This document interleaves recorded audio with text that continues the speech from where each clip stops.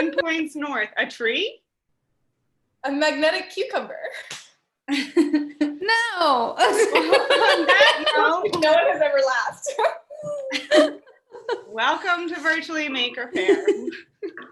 The joke was, or the question was, Zyla, let's start it out so everybody can hear.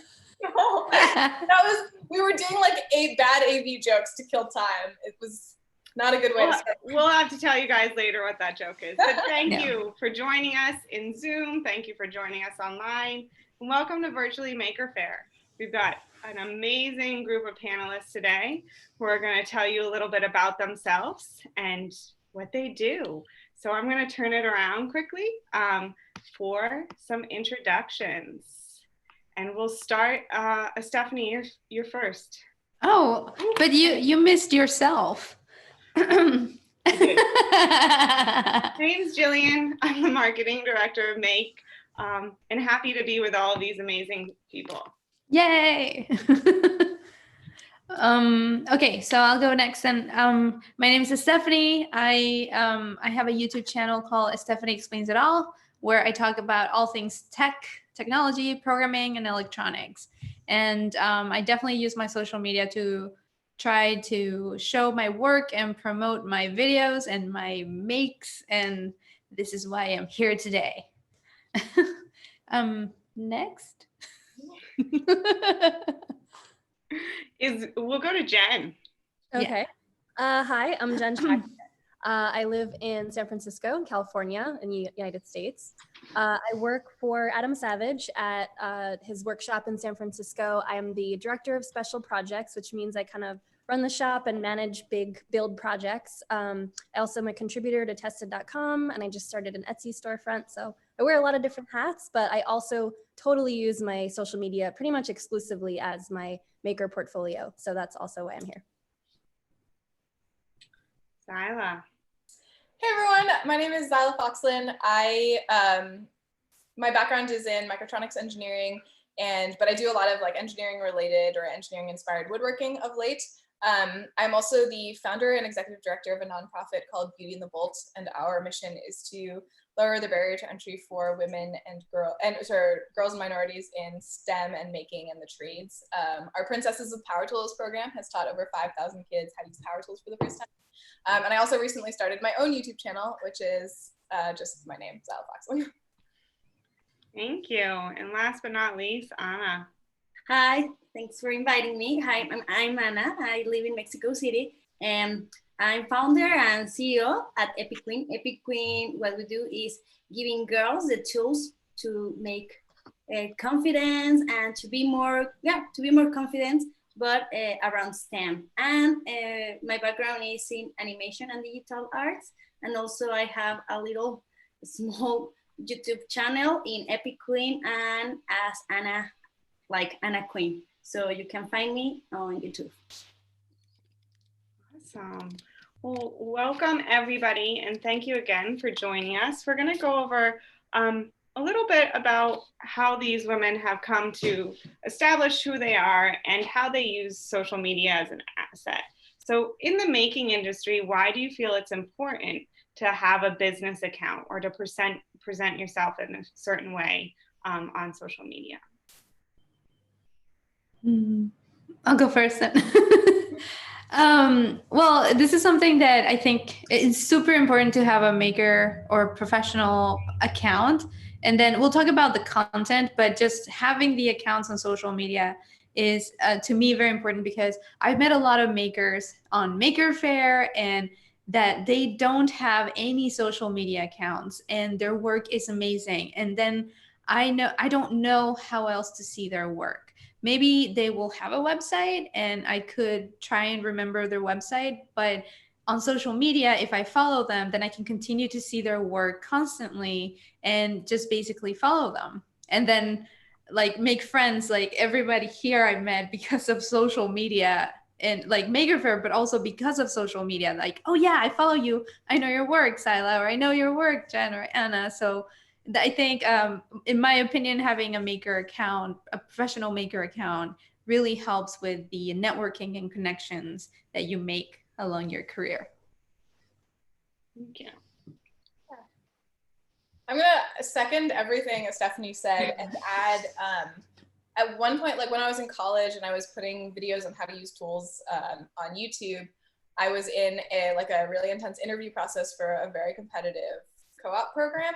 And there was I think over 1,000 applicants for the one position. And what it came down to was I was in the top 10. And the deciding factor was they found my YouTube videos and were like, oh, this is proof that this person actually has all the skills that she has, or that she says she has. And so that was the reason that I got hired. So I think that obviously the community is incredible, and being able to meet and build your skills by networking on social media is amazing. But I think there's also some merit to the idea that LinkedIn is valuable, but I personally think that I've gotten far more opportunities through all other social media platforms, even in the strictly professional world. And do you think that social media is just adds on to your business portfolio? You can use it as a tool, as mentioned. Okay. Yeah. Yes, who were talking, I think, well, okay. As you were saying, I think also you can, it gives girls, it gives students the opportunity to be inspired, to be for us is to inspire more girls, to inspire more students, so they can see what others are doing and to be role models. I think for me, looking the videos that Stephanie makes is oh, this is my role model. She is I don't know, she's someone that I want to follow because I like her stuff, or maybe because I just want to see what she's doing, and maybe I don't want to make the same things, but for me it's okay, it's inspiration. So I think it's good for your portfolio, but it's also because other people can be inspired because of you. So I think it's also important for that. Thank you. Thank you. Jen, do you have anything to add to that part? I mean, definitely second everything that everyone has said so far. I like the idea about inspiration because I really use it a lot for that myself. I mean, obviously I put my work on there, but I also have categorized folders that I have saved on my Instagram of different people that I follow, or just woodworking accounts or different interior design things. So I go through it as a catalog to kind of see this is work that I've watched that I either like their process, or I want to see the composition that they do for their work. So I both benefit from it, and I also hope to contribute to that community that we're all building collectively on this platform. And by this platform, I'm thinking of Instagram because I'm mostly image, following image stuff, but obviously also Twitter and YouTube. There's just so much content out there, and I feel like if a maker has a website, that's awesome to be able to see their work, but the social media gives it that interactive element. You can have conversations with people over it. You can bring entire communities into the conversation, whereas a website is pretty much just one-sided. There's the person putting out the content, and then there's the viewer, but there's not a back and forth between them on a static website. And I know we've heard Instagram come up a few times. Do you feel as if that's the most beneficial social media platform for you, or do you think it's a cross between it's also inspiration? I mean, I think it depends on what your goal is as an individual and as a business. I haven't sort of dipped my toe in the water of YouTube yet, but I think it depends on what your output is. For me, a lot of what I'm doing is physical build projects, and I'm not documenting them yet with video. So I mostly frequent Instagram because it's I don't know, it just fits the kind of work that I'm putting out. But I think, yeah, I mean, obviously YouTube is huge for business development as well. Mm-hmm. Great. Well, Ian's just going to dive right in and has a two-part question. So I don't know if anybody wants to take that on the panel, or if you'd like, I'll voice it out.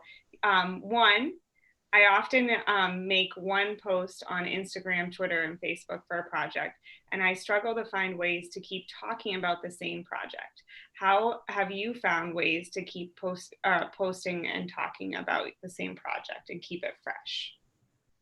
That's a great question, because I also struggle with that. I think everyone yes. Huh? I said, I think everyone struggles with it. That's Yeah. the nature of projects. But I do know something that I do still repeat myself. I feel like, oh, I don't want to post about it again. But I notice on, at least on Instagram, I'm going to talk about Instagram first. People do forget, or people skip, or people missed it. People didn't see it. So I have to assume that not everybody saw it. So I need to post it again sometimes if I want to. Well, it depends on my goal. But if I want to drive traffic into my YouTube, I need to repeat myself. And then maybe the second post or the third post does way better than the first one. So it's just, I don't mind repeating myself. I just need to keep it, like you said, fresh. So do like, maybe one of them is going to be a picture. The next one is going to be a little video snippet. And then the next one, behind the scenes. They're all different posts, but they're about the same thing. Yeah. Yeah. And part 2 was asking about Hootsuite or Ladder. I think we've all probably dabbled with those social media tools. Has anybody found one that they really think is beneficial? I got our accounts hacked through Hootsuite, so I stopped using any of the like social media accounts, because suddenly my account started posting like political views I didn't really want. I didn't, it was just weird. But I also find that it's more work, but personalizing posts for each platform and the audiences you have on that platform is really impactful, and you'll get like higher engagement on all of them. And you need to pick your battles. Like it is not like you need to be like on Twitter, on TikTok, on YouTube, on Instagram. Like if you are okay with Instagram and YouTube, that's all. Like you need to, like if you need to be on Facebook, that's all. You don't need to be in every like social media. Maybe one day when you are like big enough in every social media account, you can go to another social media. Like if you're already big in Instagram, maybe you can go to YouTube and grow and grow. No, so I think it's like pick your battles. Yeah, I want to. I'm sorry. Go ahead. Oh, yeah, I want to second that because I focus on Instagram and YouTube, and that's it. I have a Twitter, but I'm not great at words, and I know it. So I know that I can take a fun picture that I had fun taking, and I know people are gonna like, or my followers will like. And but Twitter, it can take me hours to be like, wait, what is grammatically correct? Oh, hey, Jimmy. Special guest. We have a special guest, surprise guest, Jimmy Durasta. Hey, Jimmy, how are you doing? Jimmy does a great job at Ian's first part question. What is that? It's how do you keep posting the same project and keeping it fresh? I just look for pivot points in the project, like little moments of genuine learning, like when I personally have a little win. And I just try not to post just for the sake of filling dead air. When something is like, oh my God, look, you know what happened when I did this? You had those moments of discovery, so they feel honest and true. Yeah. And people stay with the excitement of that as well. I agree. I think that the beauty of social media also is that like it doesn't need to be a final product that you're posting. You can post, people are following you because they're following a journey, right? Yeah, like I said, like whenever we all have those, as makers, we all have those moments when there's that like, oh shit, that's how that works. Like that thing. And that's really what you share, those moments where it's like, oh, look what happens when I hit, like when you hit the fork and it spins and lands like fork into the table, you're like, oh my God, I got to show everybody this. Instead of just like talking for the sake of filling dead air. Some people do that. And, maybe it's something quirky about your personality that's attractive that, people keep tuning in, and it's not necessarily those moments. But for me, that's what works are those moments. I think Jimmy's a great example. You can go onto the Make channel, and I think his wooden spoon video from I don't know how many years ago. Yeah. Consistently. People go there to learn. I mean, people are going to go back to projects to learn. They're inspired, and they might not have time at that moment, but that doesn't mean they're not going to go back. So I think that if you have true value to your content and something that's a resource and a reference material, it's not going to go out of style. Yeah, I try to consider, like I'm a big fan of like, like music. I'm a big fan of all music, like Queen, for instance, where like Queen came at rock and roll, like they were already rock and roll stars, even though their first album was their first album. Freddie Mercury had this like attitude of like, I'm already a star. You guys are just starting to figure this out, but I have already known this. And I'm kind of inspired by that, like that my content is going to always be interesting. And people that find it and start binging on it have just gotten kind of like, oh, wow, I just stumbled upon all this content. So keeping that in mind, I try to make sure that every one of my videos, for the most part, is evergreen, that it'll always be interesting. It doesn't have to do with time or space or a trend, or it's, you know, it's timeless. Just like rock music, you know, or music that I like. It's good analogy. Thank you. Thank you. Thanks for popping in and saying hi. Sure, thank you. Okay, so we have a few more questions and then we'll get back to our other planned content. But websites versus social media, what's the financial investment split for either? Do you have use for social media to drive direct traffic to your website? Use a tweeter, i.e., or use social media as the main platform? I feel like it depends if your website has a strong purpose. Like if you're selling something on your website. That's exactly what my thought was. Yeah. You use social media to drive people to your website to sell your products. Otherwise, your website is a portfolio, and there so is Instagram, so is Facebook, so is everything. And if you're using your website as a portfolio, then people are already used to the format of like either Instagram or Twitter or Facebook or something as a portfolio, which we sort of talked about earlier, I think. Mm-hmm. Well, Yeah. I want to bring back a little bit on the subject of, if I see someone or someone's work at a maker fair, for example, and I'm like, I really like your stuff, I want to follow your journey, or I want to follow your stuff. They give me a website, I will probably not remember it, like the website URL. But if I follow you on social media, you're going to continue to pop up on my feed, and I'm going to remember you until I ever unfollow you, if I ever do, you know? So I feel like social media feels it's easier to connect with people or continue to follow somebody's journey than a website. However, oh, sorry. As a creator, it's so much easier for me to just constantly add to Instagram or whatever. And you know, you have to have a web guy or a team behind your website, which is always, I'm not that type of guy that's going to deal with the website. It's a pain in the butt. So I always leave it to the experts, but I can control my social media minute to minute, and that's easy for me.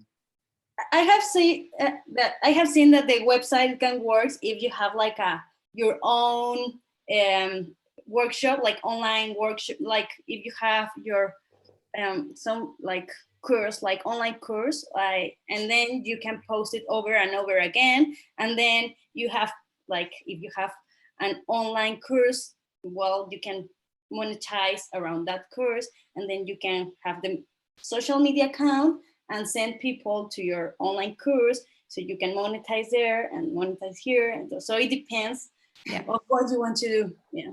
And Anna, this would be a good one for you. How should social good makers, people who make objects that have a connection and something to benefit the community or educates on a topic, examples, costumes, prop makers for children, hospitals, entertainers, use digital platforms to display their work to best connect with the user base of people who will encourage more social good? Around kids or around social good. So if you are a maker, I think a lot of what Epic Queen does is you're working with children, you're promoting you're benefiting your community. Mm-hmm. How do you promote what you're doing and go to inspire others to do social good movements? I think it's like posting photos about the projects that the kids make. So a lot of things that we do in Epic Queen, it's like maker projects, but it's not my projects. They are not my project, they are kids' projects. So if you see that a kid make, I don't know, like a small robot, and we post it on social media, and we post the robot, and we talk about the story, and we talk about, like, I think it's really important to talk about the story behind that project, because not all the time it's only the photo that you post. It is the story behind that photo and what the people are doing around what the kids are doing around that project. And it's for social, and if it's for social good, it's amazing. And if it's only because it's your passion, it's also good. But I think the most important is to tell a story around the project that you are building. Yeah. Can I add to that as well? I completely like the story. Story is king, and like Anna's already covered that to the max. So I'm excited, but I think the other piece of it is like a community. And in social good, you always need a community supporting you, because typically you're not making money really doing it. And so being able to, like, the example that pops to my mind is in September, we were supposed to be in Milwaukee for Maker Faire to do Princesses with Power Tools. And then like a couple days before we left, my co-founder was like in the hospital. And so him and his wife, who were gonna come be princesses with us, couldn't make it. And suddenly it was just gonna be me. And I like kept looking for volunteers, and I didn't know anyone in Milwaukee. And finally I just posted on Instagram, like, hey, we're in this really tight spot. And we got like enough volunteers to keep us going for the entire weekend, just from basically asking for help. And I think as a social good maker, like, you're gonna have to ask for help, and you may as well have a really positive community behind you. Yeah, and I think that's a testimony to makers in general. I mean, we put this call for makers out a couple weeks ago, and we're flooded with applications and people who wanted to connect with the community and who wanted to share what they were doing. And I think that's very true to makers in general, is how giving they are. Okay, so we have a few more questions. I wanted to add something Great, super yeah. quick about the website while you look for the next question. For makers, if you really care about the copyright of your work, then do go for a website. Don't do social media, because once you put anything on social media, you're kind of giving up a lot of copyright things, especially if you're doing digital content. So I just wanted to point that out too. Like, it does depend on what you're doing, but usually makers, we like open source. We're like, here, I don't care. This is like, I'm sharing what I do. I don't care about the copyright, but some people might want to sell it. So that's there. Just throwing it out there. Okay. And how important do you think the balance between content and composition when you choose images and everything for your social posts are? I know we've alluded a little bit to the story behind that, but do you feel as if good images are really important? I can answer that. I stick to the topic. I get a lot of people behind the scenes thanking me for not talking about politics and not talking about religion, and not talking about what I'm eating. You know, I just stick to making, and I just really try and just bombard it. Whatever my mission statement is to inspire and influence people. I just stick to that. I don't talk about what's going on right now in the world. I'll be like, yeah, you know what? We got to social distance, and we have to, not spread. But you know what? Let's just stick to this. This is really what it's about. It's about this, about making, inspiring, learning, sharing, all related to making. So if you're going to do a website or if you're going to do social media posts, every once in a while I'll post a picture of a smiling face or a dog or a chicken. But for the most part, it's about the subject. Just stay on brand, stay on subject. Yeah, I was gonna say, I think when I first got started with it, I felt a lot of pressure. Like, there's a lot of accounts that have really, really consistent content. So like, it's always the same background or the same lighting, or they're always using the same filters.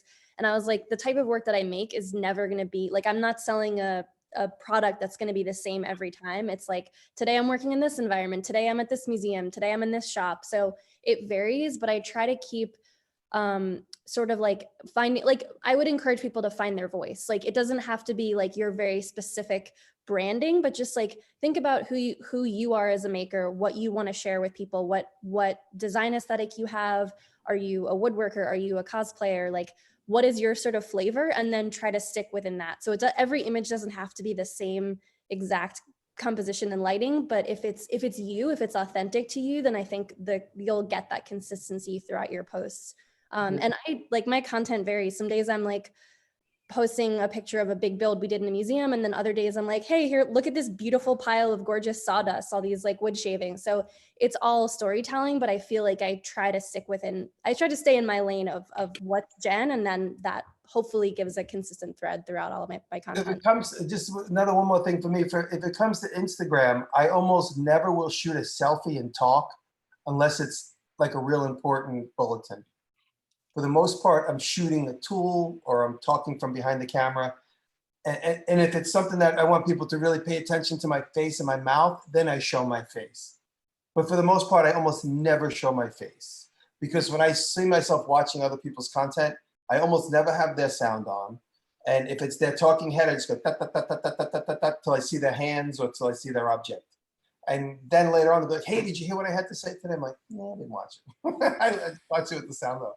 Yeah, So I'll go back, like if it's important and it causes a rumble, I'll go back and listen. But I'm real simple. I'm just looking for, sharp objects and tools on camera that brings my attention. So when it's just a talking head and it's like 30 dots in a row of a talking head, I'm just like, I'm not. Well, I want to add to that because I'm the opposite from you. I do have to show my face because my audience is like tap tap tap tap when they just see my hand showing stuff. They're like, oh.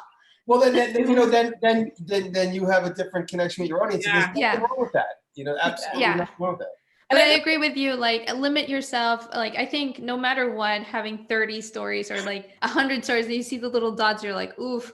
Like I do think limiting yourself a little bit on the content is always good. Doesn't matter how, like if it's like to you, facing you or facing your hand and what you're showing. I take like every other day completely off. Sometimes. Oh wow, yeah, that's good. Yeah. Just 'cause otherwise, it's just like it's too much, and it's like, Yeah. I really do got to kind of focus on what it is I need to do and my to-do list. Always including somebody in on is obviously distracting, but there's a balance. But I think we've sort of blended also into the question, I think Sarah's question about stories. So I'm just gonna add on. But I think when with composition, like if I have a photo that's a great composition and I really like the photo and it sort of like looks like it visually belongs on my main feed, then I'll post it and I can like think of a good caption that's relevant to what I'm doing or what I'm promoting at the time. I'll post it on my main feed. But I kind of see stories as a way for you to get to know your audience in like a more personal way. And so like for Jimmy, that's showing his hands and what he's doing. And for Stephanie, it's talking about what she's working on. And I think that particularly with stories, you have a lot more freedom to genuinely be yourself. And also like it's where I post photos that like I liked the situation, but it was sort of blurry or it wasn't that great. Like it's a way of being like, hey guys, check out this cool thing that didn't quite make it onto my feed, but here it is. There's different ways of storytelling, right? Like I feel like the stories are part of the behind the scenes, and you do get some behind the scenes in your static images, but that's sort of the special features of like, this is how it was made, these are the steps, this is what's happening today. And then the static images are your highlights, your milestones in the project or a moment of discovery or something. I mean, and just to hopefully bring it back to the question, I wouldn't want them to feel overwhelmed and to overthink all of these things that we're saying. Like, just do it, and then you'll grow with time. You'll understand your audience better, how you feel more comfortable, what you like best or not. I've certainly changed my theme several times in the last 4 years, and I'm still doing fine. It's you can grow as a person, change as a person, and you don't have to stick to pink, for example, or like whatever. So I think it's fine.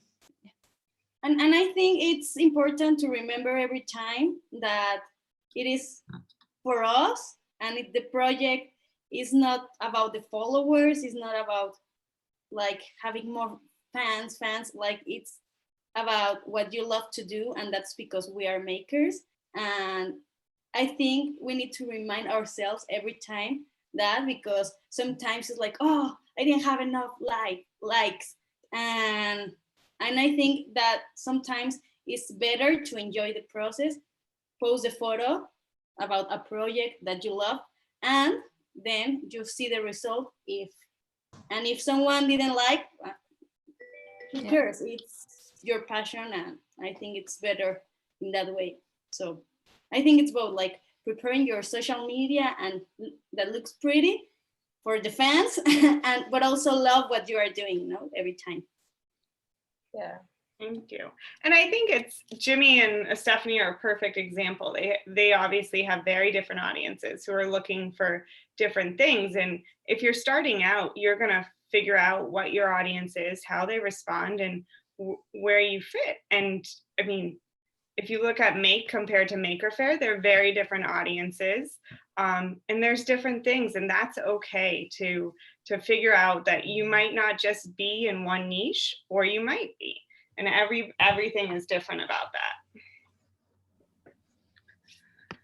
Thank you. And do you think, do you guys plan your posts typically? I don't.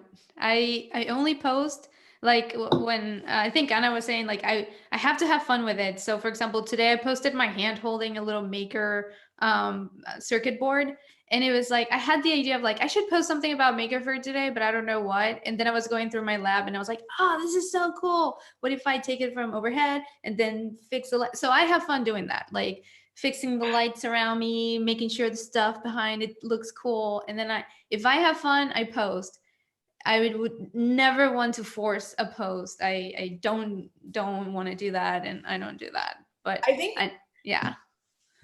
Yeah, and Stephanie's an awesome example. Is like I always, every time I see a Stephanie's post, I'm like, oh, that's what she's up to right now. And I think that audiences can like subconsciously tell when a post is planned, and then it's less exciting because it's on social media. So like the only posts I'll plan is I'll edit down a quick clip of like beauty shots at the end of a video or something to try to drive traffic to a YouTube video. But I think people are more willing to be like, oh, this was a planned post because she's driving traffic to a planned video.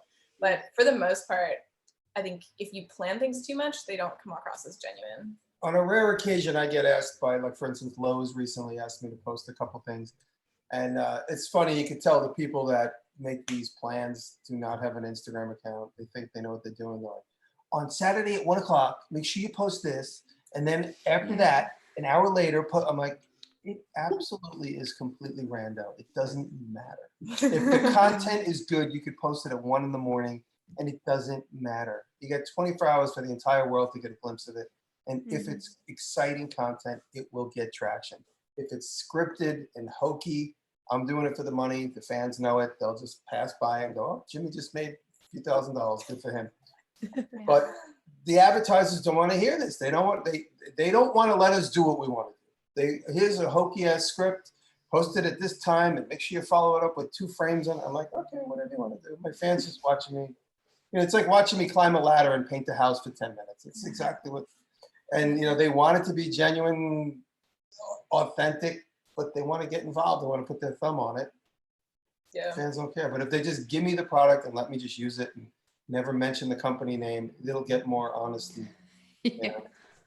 I think that when I started attempting to take social media more seriously, I put on this kind of like almost filmmaker hat where I'm just going about my day, and occasionally I'll see like a moment or a thing. There's just like a spread of tools out, and I'm like, oh, that's like that looks really cool. Or like the sunlight's falling a certain way in my studio, and I'm like, that looks awesome right now. So I just like move throughout my world and throughout my builds with this lens of like seeing moments that might be interesting to people. But I've never used any of those planning the plan your posts apps, because I never like see a thing and then plan to post it at a different time. It's like if it's happening right in front of me, I'm noticing that composition that looks awesome or a really cool moment of discovery, and I'm like, oh, I might take the picture and then share it the next day, but it's not like a planned, I'm not looking for the story. It just like unfolds and then I document it. Yeah, and I sort of want to add, so like when I first started taking Beauty and the Bold social media seriously about a year ago, like when I first discovered Instagram's analytics stuff, and I could like suddenly track engagement, I started like planning everything, and I was like, okay, I'm gonna make my feed look like this, and I'll do like, I do these drawings of how things work on Instagram. I'll do a drawing, and then I'll do a human post, and then a drawing and a post, and then like it saw really high engagement and really like high growth for like less than a week, and then it just plummeted because people suddenly realized that like I was forcing myself into this fake persona. Yeah. And it was a brand. Like if you are choosing, because Beauty and the Bold is a brand, so, and as Epic Queen, because you see when you are working with a brand and your own persona, it's hard because you say like what I should do if I'm working with a brand like Epic Queen. Should I like post a lot? Should I make a schedule? And it's like for me it's difficult, and I'm also like taking notes from you because it's like maybe like my brand should be more like a person, like a real person, and not also like a, you know, like typical cute like quotes. So I don't know, I don't have an answer, but Yeah, but I think like brands also should be like personas here. to Natasha's point, asking about the brand versus, she said, some of you have brand names. Can you talk about building and following your screen brand name versus using your actual name? I think that everybody on here has probably weighed that countless times. So I think just made the switch. Huh? I just made the switch. I used to have a brand that wasn't my name, and then when I switched over to my real name, I grew like people found me so much more relatable, and also my comment section got way more respectful and way nicer because suddenly people were like, it's like on my new channel. I have not had to delete a single comment, which is, please don't leave a disgusting comment on my new channel because I have to. But like on my old channel, I was deleting more than 50% of comments because they were disgusting. My personal opinion is brand yourself, because let's say if the ultimate goal is to be a product pitch person, it's a personality. It's people investing in your personality, you personally. If you go out there and do, you know, the king of random is like several people. Like I know it's the guy who I know it's Grant. Obviously, we lost Grant, but now the two people that work for him, I wouldn't know what they look like. I wouldn't know their names. I have absolutely zero connection to them, and I've watched probably 30 of their videos. I have no idea what their names are. I don't know who they are. I don't know anything about them, but I watch their content. So the fact that I'm not invested in those people because I don't know their names, it's not part of it's the king of random. I know Grant, and it took me like 40 videos to understand who Grant was. So that's my personal opinion. I think if you really want, but Grant was really more going for like an overall concept of, you know, what he achieved.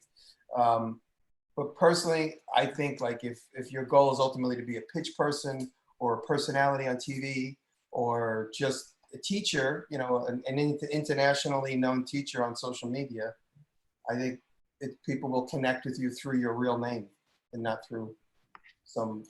But I do recommend, I recommend doing what Stephanie did. No, I don't know why. I picked Stephanie Explains It All because when I started my channel, I was basically copying Physics Girl. It was going to be Computer Science Girl. It was only going to be Computer Science. It was going to be Computer Science Girl. And it was literally 5 minutes before I posted my first 3 videos, because I did like batch them. That I was like, you know what if I want to talk about something else? And I just changed it to one of my favorite TV shows from the 90s, Claire's Explains It All, Stephanie Explains It All. I was like, good enough. And then it's right now I'm like, maybe I should have just left it with my name, but I just kept it. It is what it is. But I think if you're gonna have a brand, like having your first name in it, and like what I also appreciate is it keeps your last name protected too, which is cool. Yeah, honestly, girls have a whole different point of view than this than I do. If you speak with April, I know April absolutely says April wishes nobody knew her real name, and nobody knows her address, and nobody knows what city she lives in. And you know, she said I always hear her give this advice to young women: do not use your real name, because you know if it's personal privacy you want, it's personal privacy you're giving up, and I agree with that. But it's different for me. So. Yeah. And I think in the making industry, we saw it firsthand on a Family Maker Camp panel, how different it was. And that was a kid-centric, or like a parent happy hour, how different the comments were and the heat was when you had a female panel versus when you had a mixed panel or a male panel. And so I think that as content creators are becoming more and more popular, especially as females in the making world, that it's definitely something we're a little bit behind on addressing. I have both the brand and the name. And for me is like, well, actually, like for me, when I do the things by myself, I post the things in my name. And when I do stuff around the organization, the nonprofit, and of course I need to work around Epic Queen. And because I have people and educators that work for that and volunteers and yes, so, but actually I think Sayla has the same path as me, because for me it's like, okay, I work for Epic Queen and I'm the CEO and founder, but I'm also this entrepreneur, and also this maker, and also this person that is different from Epic Queen, because Epic Queen can work by its own. So sometimes people relates you with the brand, and it's difficult to remove that part. So for me, for example, a lot of people tell me, you are the Epic Queen, and I say, no, the name of the brand it's Epic Queen. And by the way, my name is Ana Karen Ramirez from Mexico, and I'm the entrepreneur in this project. Sometimes it's so difficult, and yes, maybe one day people will know me by my name and by the organization. So it's, if I don't know. So maybe I think you need to pick your objective. Like, you want to build a brand, go ahead and build a brand, but you need to know that the brand, it's going to be the one that is well known. And if you want to choose your name, but you need to know that your name is the one that everyone will know, and it depends what you want. So when I asked Sayla, you're Beauty from Beauty and the Ball, right? I'm the Bolt, just to I didn't know. Yeah. Which are you? Well, to completely shift gears, Matt's gonna just throw us a ringer right here and say, how has social media usage shifted with the COVID-19 crisis? Everyone went on frickin' TikTok is what happened. Yeah, definitely a lot of TikTok, definitely a lot of live streams on Instagram. But for me, it didn't really change. I'm still posting at the same rate or whenever. I mean, and a lot of people went like crazy, and they were like, we're going to do more content. We're going to create more stuff and more live streams and classes and this and that. And to me, as a consumer of that content, actually didn't really tune into all of that, because I still have the same schedule. So it's just because we're working from home doesn't mean we have all the time to watch more stuff. So I kept my content a little bit the same. Didn't really change for me. What about you guys? Personally, I've had about 7 trips canceled, which is amazing. I don't have to go anywhere. Even if it's a couple days a week, it like blows the entire week. And so I've been consistently pretty much making a video once a week, which has been great. And I get a lot of chance to experiment and developing new products for my website. So for me, it's been amazing to have so much uninterrupted time. It would be nice if this was just forever. Not COVID, but the idea of having uninterrupted time. However, that those comments coming in right now. No, so I mean, like, going forward, like when someone's like, "Hey, do you want to come to my city for 2 days to have a chit chat?" I used to say yes to every single thing. And now I might be much more discerning, because if you saw my calendar, it's laying around here somewhere. I usually print out a calendar and physically write what I need to on it, so I could like look at I need a visual of the whole 3 months in a row at a time. It had every weekend had something, and now it's completely every week. Every morning, every Monday comes, I'm like, oh, Monday's like Saturday. Oh, this is awesome. Where it's like, be like, oh, Monday, I got to figure out, where am I going to leave my car at the airport? What time do I need to go? Like, I haven't had to think about any of that, and it's been such a relief. Okay. I was thinking about, it was a relief for a while, but we're also fortunate to not be in an apartment. So I don't know how much I would like it if I was stuck inside at the moment. Well, this one, I think we could spend probably 8 weeks on this question. What challenges have you as women had in social media? I thought you were raising your hand for a second. I was like, really? Are you going to take this? I had a really hard challenge because I'm not a woman. That's my biggest challenge. I can be punchy with this, like, or I can try to be punchy with this. A couple years ago, I got doxxed. All of my private information got published online with rape threats and death threats, and like the whole, like, couldn't go to my office, couldn't do anything. And I think that I learned a lot from it, but I also, it sort of ties back into the like protect yourself and your name. And when I was rebranding, I was really scared to rebrand with Xylofoxalin as my name.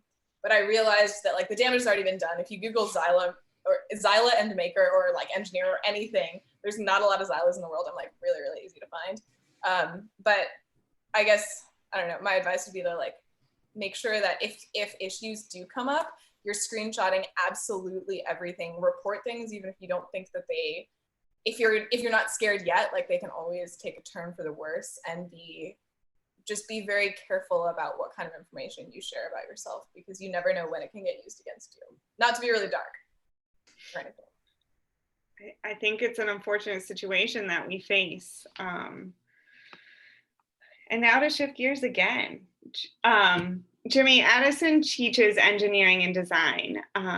How would you do so remotely when the tools you use in middle school need to be chaperoned and safe? I'm wondering how I can keep things up while making things in my lab and shop. Well, if you're giving students assignments from a distance, I think it's important to come up with simple experimental tinkering concepts and let students really go on their own. And it's the type of thing you really just have to let them be alone for 24 hours and come back and share the results.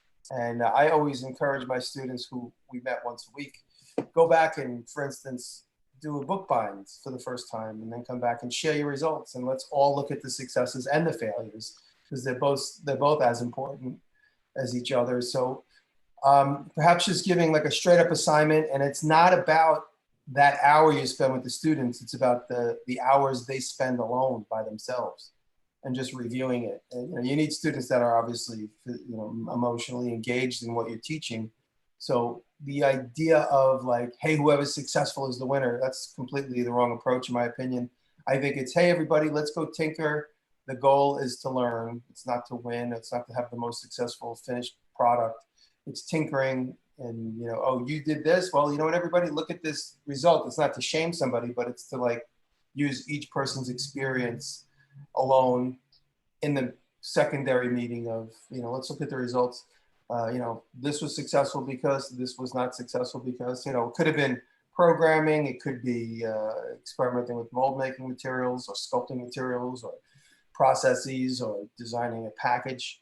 But I think that's really important, is to encourage people to work solo and come back and share their experience. And then maybe you do that a couple times, a few rounds of that, for a particular subject. But as far as people having access to laser cutters and CNC machines, that's just a personal thing. Everyone's got to find that on their own, unfortunately. If it's not a local learning center that people can come to, they have to just find it through a friend or a family friend or something. I think there's creative ways of also skirting around that. I'm going to totally steal a talk from Chip Bobber at Construct 3D.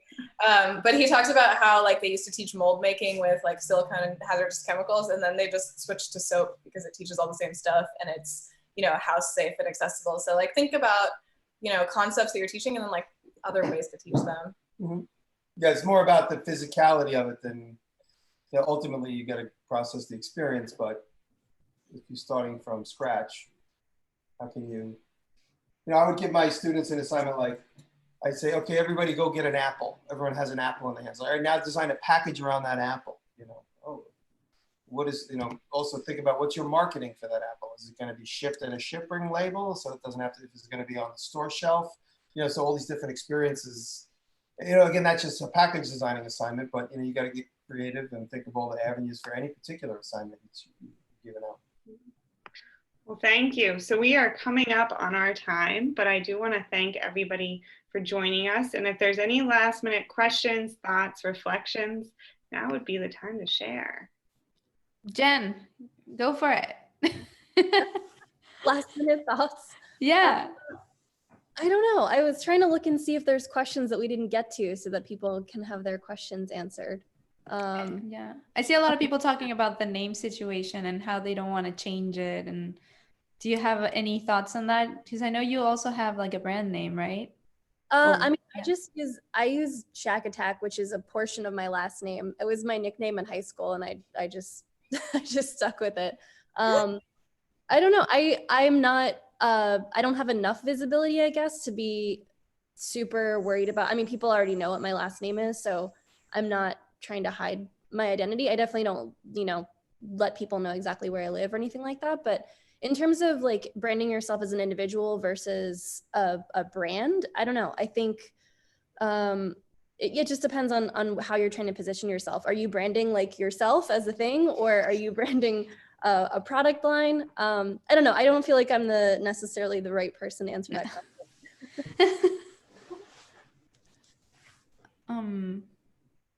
I think it's about your work all the time, and people will follow you no matter what's your name. Like if you're doing cool stuff, they will say blah blah blah blah blah blah blah. It's doing cool stuff, so it doesn't matter. Yeah, people want to follow people. Yeah, we did miss a question though, really quickly. Bobby Newton says, thanks for inspiring others. How can you decide it's time to quit your job and pursue making as your main hustle? It's for you. I tell everybody, never quit your job. Just keep doing all 5 things at once, because there's always going to be a moment where, coronavirus hits and then all of a sudden people aren't buying YouTube advertisement. But, if God forbid, YouTube goes away tomorrow, I still have a full fab shop. I have a list of clients that I call that I make things for, whether it's in-store displays or signage or advertising signage.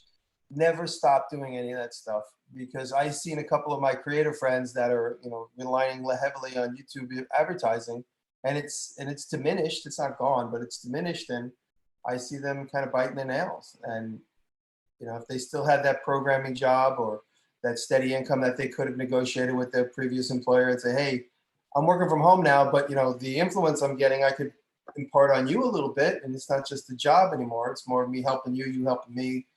So I say, if you can never let go of that paycheck. I mean, if you're, a soda jerk in an ice cream shop and that's not fun, it's interfering, it's a different story. But if it's a type of job that, you have health benefits and whatever else, my opinion is do 6 jobs if you can do 6 jobs. Every avenue of income is something that's valid and ultimately necessary. If it becomes a hindrance to the biggest form of income, then that's when you make the decision. Stephanie, you have a different. No, I mean, I quit my job. I was a software engineering lead, and I was like, meh. I want to try YouTube full time and see what happens. But then there's a different point of view. If you have a really good resume and you can go plug right back in, that is totally different. And like in that, and you're the example. If you have a good resume, a doctorate education and something that's very, very specific, and that you're good, that's a different story. Then you have the flexibility to try whatever you want. That's exactly right. I was like, I'm gonna give YouTube at least a year and a half and see what happens. And if not, I'll find another job. That's exactly right. I mean, I saved up enough money to do this without having to rely on advertisement, without having to rely or have to rush and try and find people to sponsor me and then see what happened. I'm also very adventurous. Jocko, whatever, who's he's one of my bros. Jocko said, I'm giving this 1 year. If it doesn't work, then I'm just, Jocko he's very entrepreneurial in many aspects, but he's like, this is another entrepreneurial endeavor for me. And if it doesn't turn money in a year or doesn't look promising, I'll just move off. Okay. And don't be afraid to go back of what you start. Like, for example, nowadays with Epic Queen, like what we do is work online. We don't make online courses now. We are doing it.